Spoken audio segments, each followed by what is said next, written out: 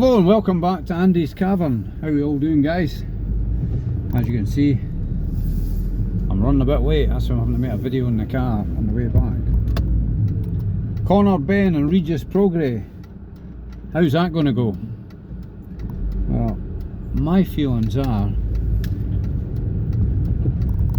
a lot of folk are making a noise about, well, Prograis, he's weak about the whiskers now, his chin's not the best.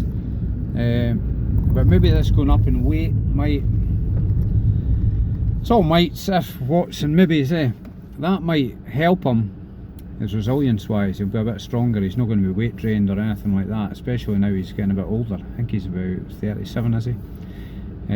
That might go in his favour. Benn coming down in weight and fighting round about that weight for the first time in over 4 years, that might go against him. I would say Prograis, he's got the skills, isn't he? Does he still have enough left to see off Benn, who's got plenty of energy, and he might try and overwhelm Prograis from the off with all action attacks, but Prograis he's fought at a higher level, isn't he? So who knows? But Father Time is undefeated, as we always say.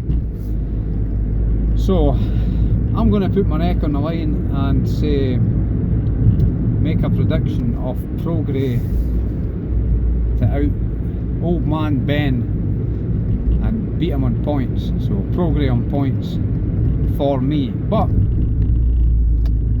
Prograis an older guy, so can Benn overwhelm him earlier? Benn hasn't knocked anybody out since all the controversy surrounding the failed drugs test. So we can only surmise that possibly it looks like since he's been clean, he doesn't seem to have the power. The power's disappeared. So he did drop Eubank at the end, but that was, Eubank was doing a good impression of a corpse in that fight. He shouldn't have been in that ring. And the punch he dropped him at the end was on the back of the head. Shouldn't even been counted as a knockdown. That's a foul shot, that.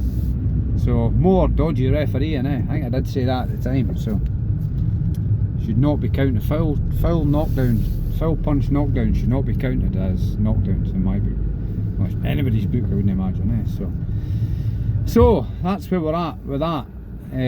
I'll do another. I'll do a prediction on the Fury Makhmudov as well, won't I? And I'll maybe just do it now actually. And on Justice Huni Clarke, that could be a good heavyweight matchup. How's that going to go? I think you've probably got to go with Justice Huni on points, I think, for that, or a draw. Clarke, if he screws it up and boxes to a good plan, could pull it off. But my feeling going on their last performances, I've got to go with Huni on points for that one. Then you've got Richard Riakporhe, Jamie Tshikeva. I've got to go with Riakporhe by stoppage, probably round about 5th or 6th round stoppage for Richard Riakporhe to take the British heavyweight title. And Fury, Makhmudov. Fury should have enough to take care of Makhmudov. Should do, but